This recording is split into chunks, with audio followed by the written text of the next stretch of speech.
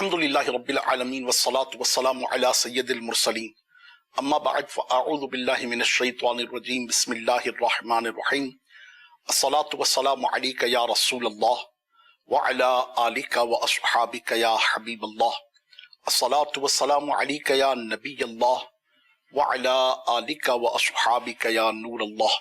مدنی channel کے ناظرین، انشاءاللہ عز و جل آج بھی ہم اپنے سلسلے میں ایک بزرگ رحمت اللہ تعالی علیہ کا مبارک تذکرہ کریں گے اور ان کی سیرت کے کچھ عنوانات سے انشاءاللہ عز و جل برکتیں حاصل کریں گے۔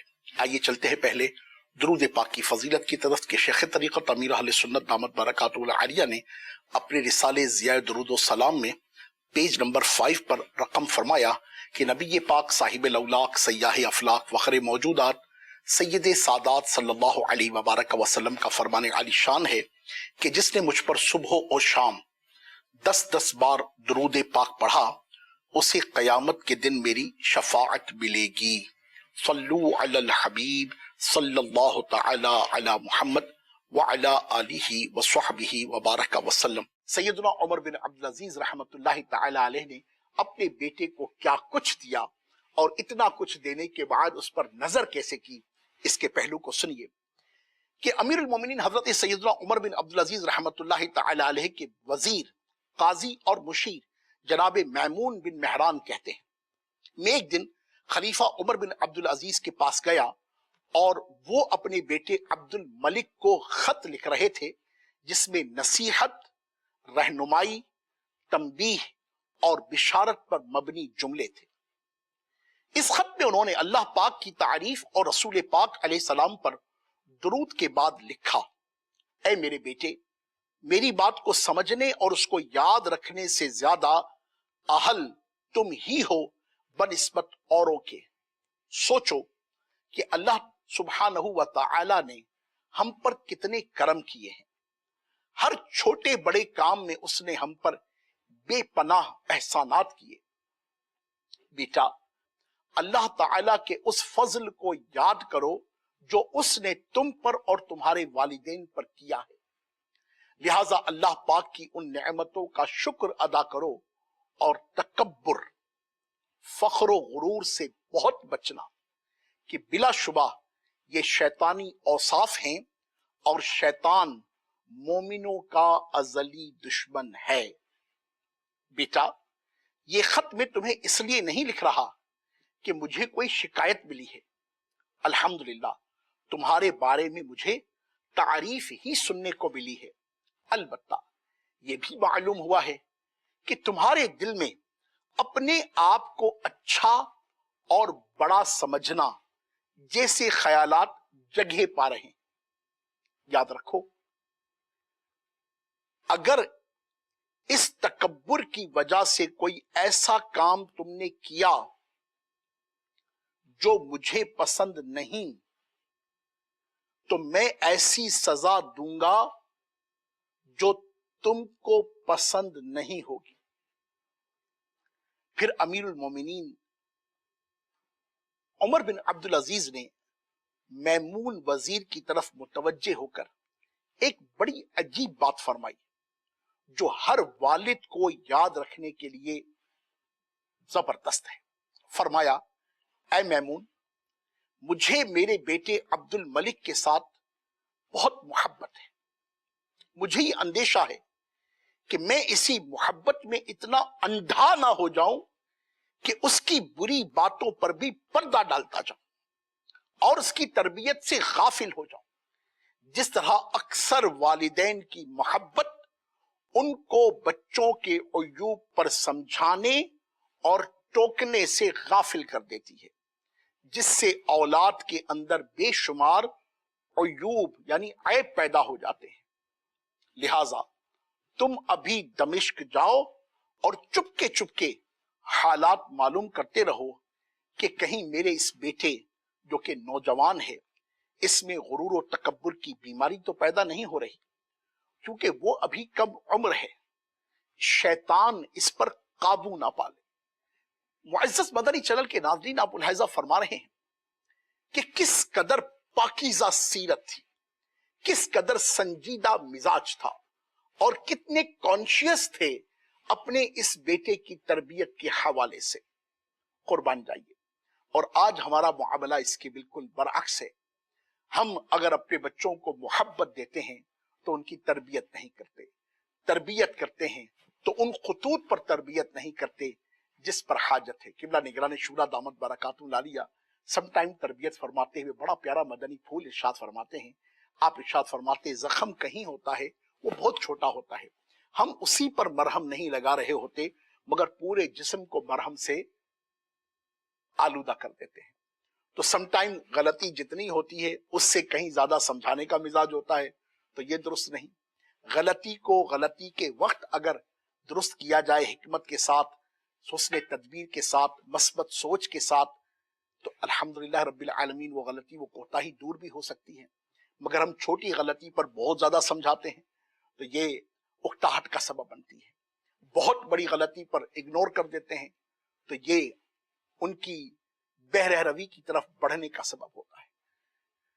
बड़ी प्यारी बात एक किताब में लिखी थी कि वालिदैन दर हकीकत उस हकीम की तरह हैं कि हकीम जिस तरह मर्ज की कैफियत को देखकर अपनी दवाई के डोज को बढ़ाता कम करता है, इंजेक्शन के डोज को कम करता बढ़ाता है, एंटीबायोटिक के डोज को बढ़ाता कम करता है, पेन किलर के डोज को एडजस्ट करता है, तरकीब बनाता है, जिस्म की कैफियत को देखकर विटामिन और कैल्शियम की तरकीब को इख्तियार करता है, इससे कहीं बढ़कर वालिदैन अपनी औलाद की तरबियत के मामले में उसके किरदार का जायजा बहुत धीमे अंदाज से, बहुत गायत नजरी के साथ, बहुत फोकस्ड होकर देखते हैं कि अब हमारे बच्चों को कब क्या किस मरहले पर किस चीज की हाजत है, उसी के मुताबिक जिस तरह तबीब अपने मरीज का इलाज करता है, वालिदैन और उस्ताद अपने उस शागिर्द और अपने बच्चे की तरबियत के लिए भी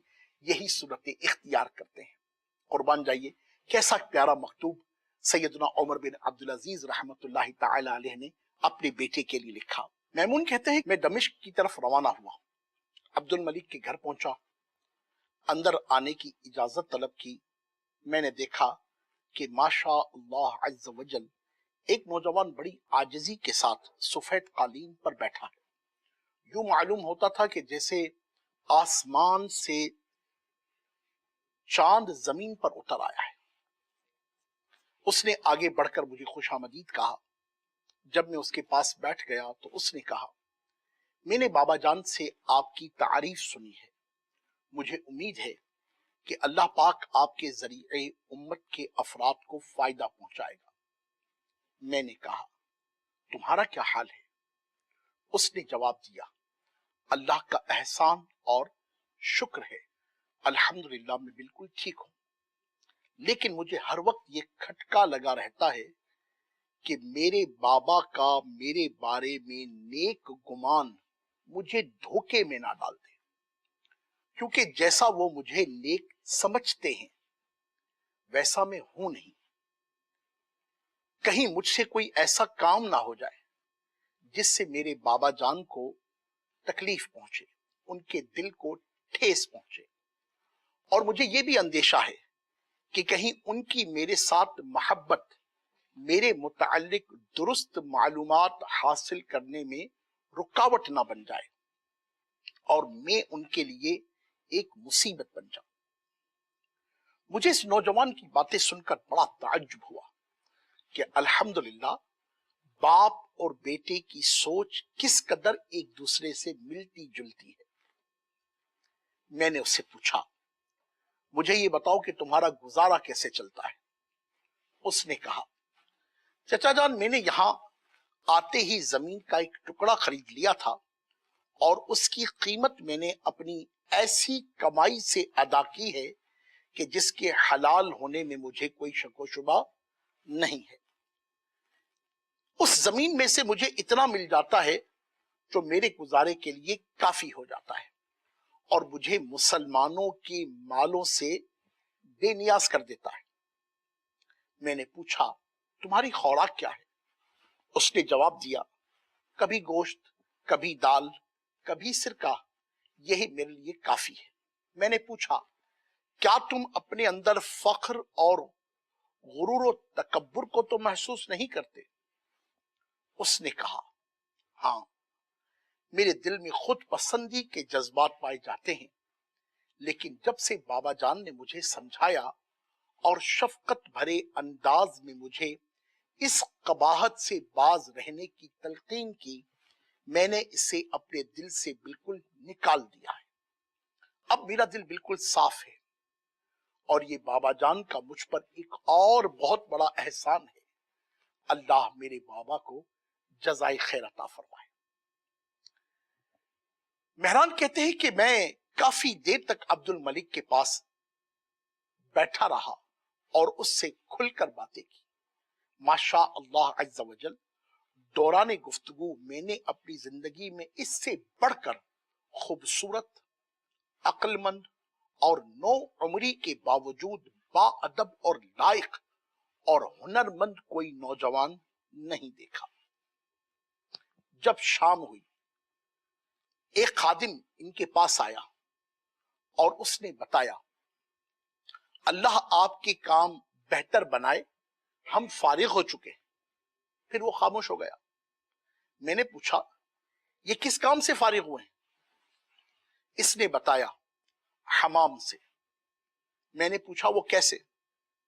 उसने बताया कि इन्होंने मेरे लिए गुस्ल खाना खाली करवा दिया है, अब मैं उसमें जाकर नहाऊंगा। पहले के दौर में ये जिस तरह से आज घरों में वॉशरूम्स वगैरह की तरकीब होती है, घरों में नहाने का एहतमाम होता है, बाथरूम्स होते हैं, पहले ऐसा ना हुआ करता था। बस्ती में इज्तिमाई तौर पर ही एक हमाम हुआ करता था, गोया गुस्ल खाना बड़ा हुआ करता था और लोग वहां पर जाकर गुस्ल का एहतमाम किया करते थे। चूंकि ये पहली सदी हिजरी की बातें हैं, यानी कबोबेश अब से 1300 बरस पहले की बातें हैं।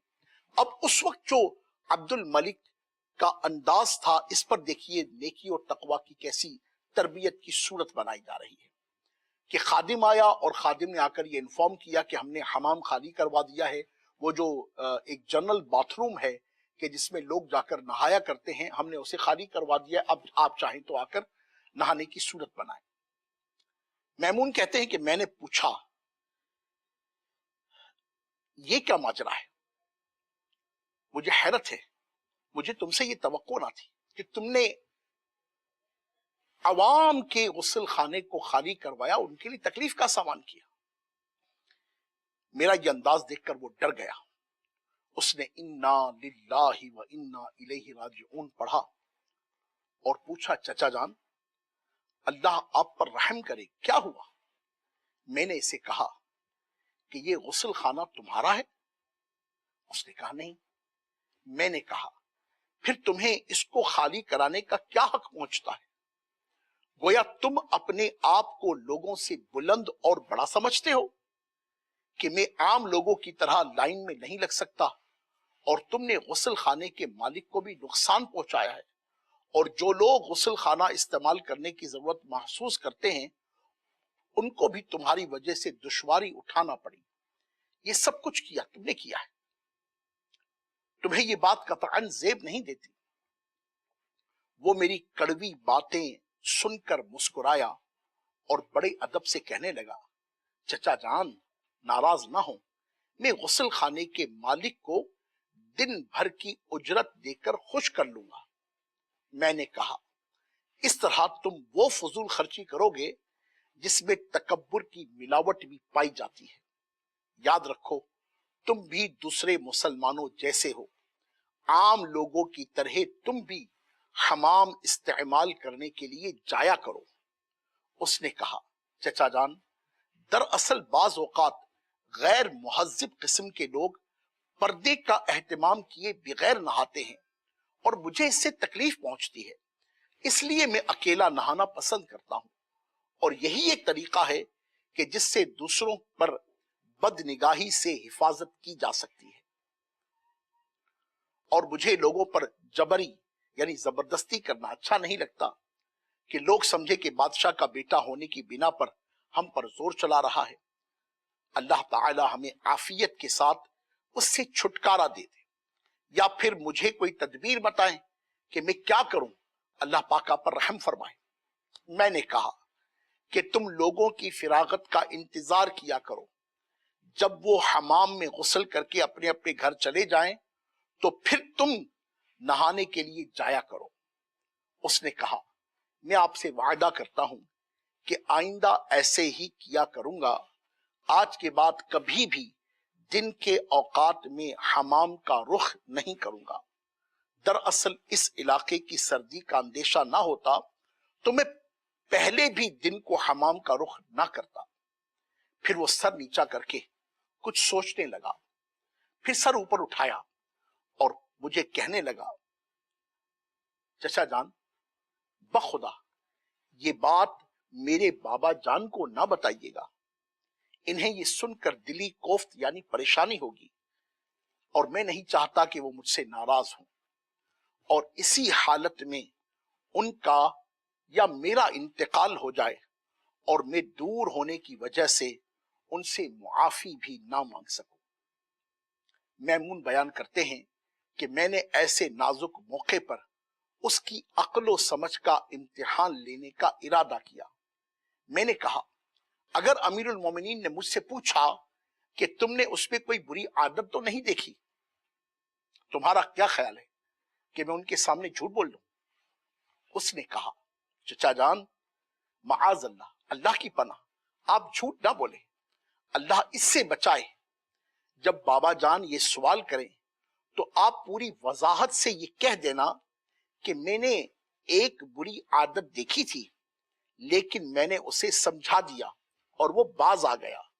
مجھے امید ہے کہ بابا جان پوشیدہ عیب کو کریدیں گے نہیں، کیونکہ اللہ پاک نے انہیں پوشیدہ عیبوں کو کریدنے یعنی ظاہر کرنے سے محفوظ رکھا ہے۔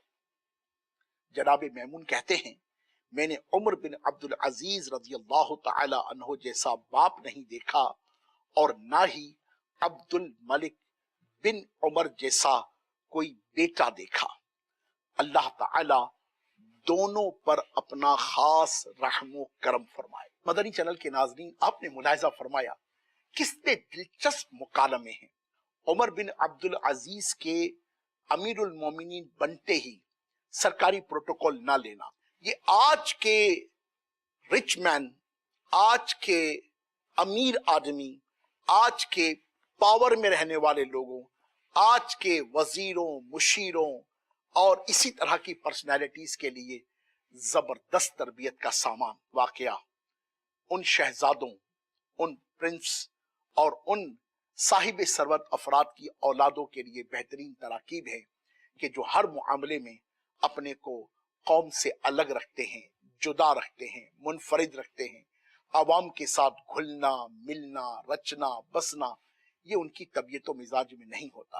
یقین مانیے اصل ہے اللہ کی محبت، رسول اللہ علیہ الصلوۃ والسلام کی محبت، اور اللہ رسول کی محبت میں نیکی و تقوی کا حصول، اور نیکی و تقوی کی بنیاد پر اللہ کے بندوں کی خیرخواہی، ان کی دلجوئی اور ان کے معاملات میں ان کے لیے آسانیاں فراہم کرنا۔ سیدنا عمر بن عبدالعزیز رضی اللہ تعالی عنہ کی سیرت پر مکتبۃ المدینہ کی بڑی پیاری کتاب ہے جس کا نام ہے حضرت سیدنا عمر بن عبدالعزیز رضی اللہ تعالی عنہ کی 425 حکایات۔